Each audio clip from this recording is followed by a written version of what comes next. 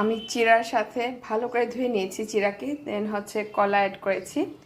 এখন টক দই অ্যাড করব, দেখতেই পারছেন। আপনারা মিষ্টি দইও অ্যাড করতে পারেন আপনাদের পছন্দ মতো। সো আমি এখানে টক দই নিচ্ছি, এনাফ। অ্যান্ড হচ্ছে অল্প একটু চিনি নিব, আপনারা মধু ইউজ করতে পারেন। যেহেতু আমি টক দই নিয়েছি তার জন্য হচ্ছে আমি চিনি দিচ্ছি।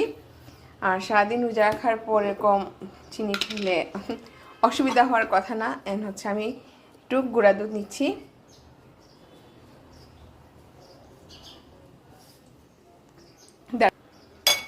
এখন আমি ভালো করে এটাকে ম্যারিনেট করে নিব, মাখিয়ে নিব। অ্যান্ড হচ্ছে আমি এখানে লিকুইড দুধ ইউজ করব। আপনারা চাইলে করতে পারেন, চাইলে স্কিপও করতে পারেন, এটা আপনাদের ইচ্ছা। তো এভাবেও খেতে পারেন, আবার দুধ মিক্স করেও খেতে পারেন। তো এই তো আমার চিড়া রেসিপি রেডি। এটা সারাদিন রোজা রাখার পর পেটের জন্য অনেক একটা হেলদি খাবার। সো ইয়াপ, আল্লাহ হাফিজ।